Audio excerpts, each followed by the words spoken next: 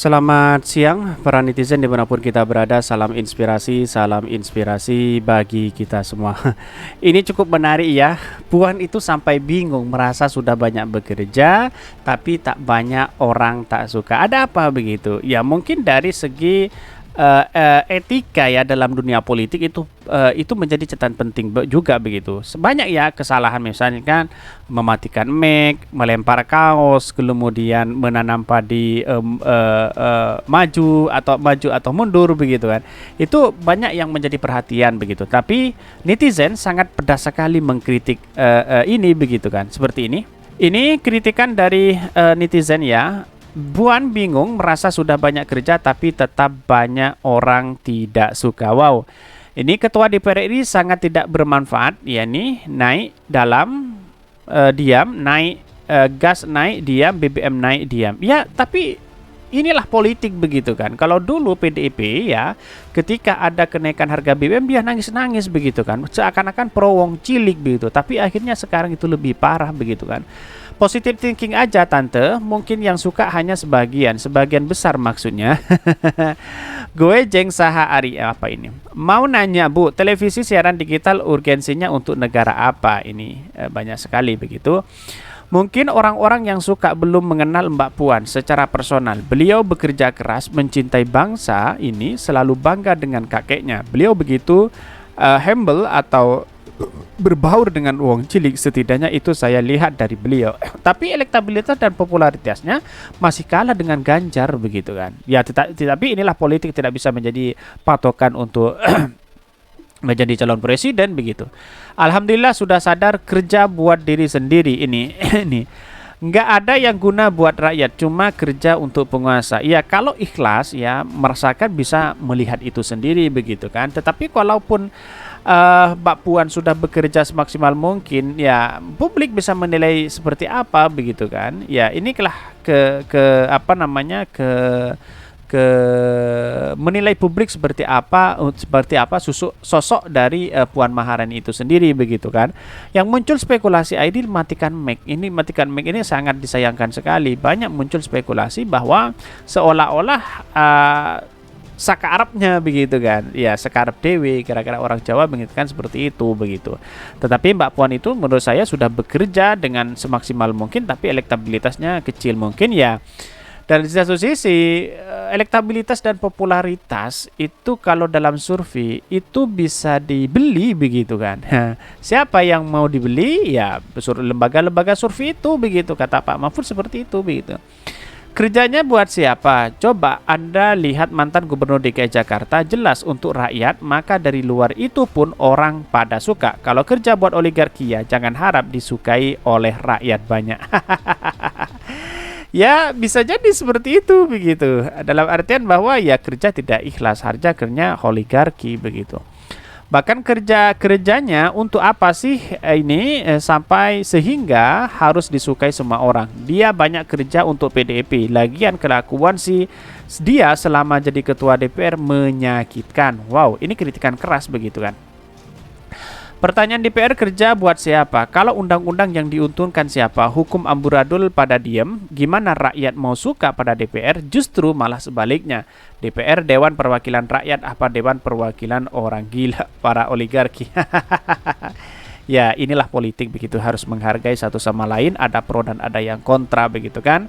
Karena semua demi masa depan bangsa dan bernegara itu sendiri. Tetapi mari kita baca terlebih dahulu beritanya seperti ini. Ini sangat menarik juga ya, dikutip dari Kompas ya. Puan bingung merasa sudah banyak bekerja tapi banyak orang tidak suka. Ini dikutip dari Kompas. Ini cukup menarik ya, apa yang disampaikan oleh Mbak Puan wawancaranya kalau nggak salah sama Rozi begitu kan, si Rozi ya. Bahkan ini Jakarta Kompas. Ketua DPP PDIP Perjuangan Puan Maharani menyadari bahwa banyak orang yang tidak suka pada dirinya. Inilah politik kita begitu, ada pro dan ada yang kontra begitu. Puan mengaku bingung kerap mendapat komentar negatif dari publik bahwa padahal dia sudah bekerja keras turun ke bawah ke masyarakat supaya mengatasnamakan berbagai mengentaskan berbagai persoalan. Bahkan Memang kata Puan, dirinya tak bisa menyelesaikan semua masalah yang menurutnya begitu banyak. Namun dia mengaku berusaha untuk menyapa rakyat, mendengar aspirasi warga, dan mengetahui kondisi masyarakat di lapangan.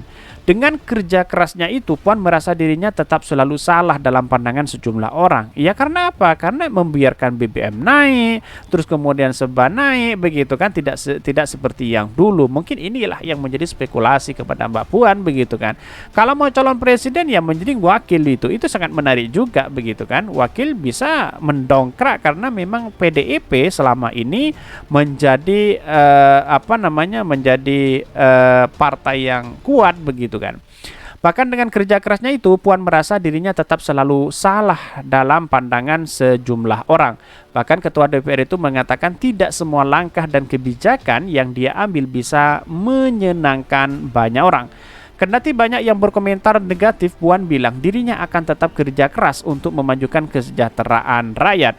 Kan kita juga nggak bisa bikin senang semua orang suka. Jadi saya terus aja jalan, terus saja turun ke bawah, menyapa masyarakat, ketemu dengan masyarakat, udah itu aja. Tetapi ya mungkin ya saran saya, kalau ingin naik elektabilitas dan popularitasnya, media itu dimainkan begitu. Seperti Pak Ganjar misalnya, walaupun elektabilitas tinggi kan dia hanya dimainkan medsos begitu. Ini kerjanya ya Wadas masih belum selesai, banjir masih belum teratasi begitu kan, walaupun kerjanya ya sana sini elektabilitasnya tinggi begitu kan. Seperti diketahui, nama Puan Maharani seolah tak pernah lepas dari sorotan publik, utamanya di media sosial. Akhir September lalu misalnya, di media sosial Twitter viral video Puan bagi-bagi kaos keluarga. Dalam video itu tampak Puan melempar kaos dengan muka cemberut. Ya, itu menjadi catatan penting, harus ditahan oleh Mbak Puan begitu untuk menaikkan elektabilitasnya sendiri begitu. Kalau itu dilakukan terus-menerus, maka orang akan berpandangan seakan-akan tidak punya etika begitu kan. Ini kan sangat menarik untuk kita bahas untuk menaikkan elektabilitas, sangat gampang sekali. Ya melakukan pencitraan, masuk gorong-gorong itu elektabilitasnya pasti naik begitu kan. Kan sudah terbukti dari sebelum-sebelumnya begitu kan. PDIP sampai angkat bicara terkait itu. Ketua DPP PDIP Said Abdullah mengatakan aksi bagi-bagi kaos itu dilakukan Puan ketika berkunjung ke Jawa Barat. Menurut Said, dalam aksinya Puan nampak cemberut karena ulah Walpri alias pengawal pribadinya. Puan kaget karena Walprinya membagi-bagikan kaos ke warga. Padahal bagi bagus kaos menjadi tugas elit partai politik, sedangkan Walpri bertugas untuk menjaga elit parpol. Mbak Puan kaget, ini banyak sekali. Tak lama setelah peristiwa itu, Puan lagi-lagi mendapat sorotan publik. Kali ini videonya menanampak di sawah viral di media sosial. Dalam video tersebut, Puan turun ke ke sawah di desa adat Sedang, Ambian Samel, Bandung, Bali. Namun tak lazimnya cara petani menanam padi, Puan menancapkan dengan berjalan maju bukan mundur. Malah cara ini diikuti oleh petani yang ikut terjun ke sawah. Rupanya menurut Puan, cara menanam padi di desa Sedang memang berbeda. Saya baru tahu para petani di Desa Sedang, Kecamatan Ambi Semal, Kabupaten Bandung, Bali menanam dengan cara berbeda. Di sini arena tanam penduduk dibentuk segi empat, yang di tengah kotak harus diinjak. Tingkat basah lahan juga berbeda, dan makin ke depan ternyata tanahnya semakin dalam. Tulis Puan Maharani di Instagram. Tapi perlu diingat, etika dalam dunia sosial itu sangat penting sekali begitu. Tidak hanya kita pencitraan begitu kan. Kerja untuk rakyat itu sangat luar biasa begitu. Contoh misalnya, saya bandingkan aja dengan Anies Baswedan. Kalau kerja ikhlas, kerja tuntas, maka warga akan menilai begitu kan. Tetapi kalau hanya pencitraan ketika mau capres, mau pilpres, mau pilihan, tiba-tiba datang, lalu kemudian seolah-olah itu sekali begitu kan. Kalau setidaknya terus menerus, ya karena Pak Ganjar itu di media sosial itu dimainkan. Akhirnya prestasi itu ya sedang diabaikan. Kinerjanya yang dibawa itu ya seperti itu begitu kan. Apa prestasi Pak Ganjar kalau mau ditanya kan tidak ada begitu kan. Dan pada akhirnya orang berkesimpulan Pak Ganjar itu sukses karena memang aktif dalam media sosial begitu kan. Dikit-dikit diposting begitu. Akhirnya elektabilitasnya tinggi begitu kan. Sedangkan Anies Baswedan dia membentukkan karya ya, kemudian punya prestasi luar luar biasa, kerja untuk rakyat dan masyarakat.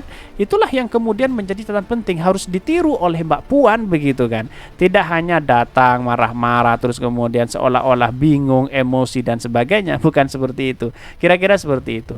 Mungkin itu yang kami sampaikan. Tonton terus channel Hodari Podcast Rakyat ini karena ada berita-berita menarik dan viral setiap harinya. Salam para netizen, salam inspirasi bagi kita semua. Jangan lupa di subscribe channel YouTube Hodari Podcast Rakyat ini.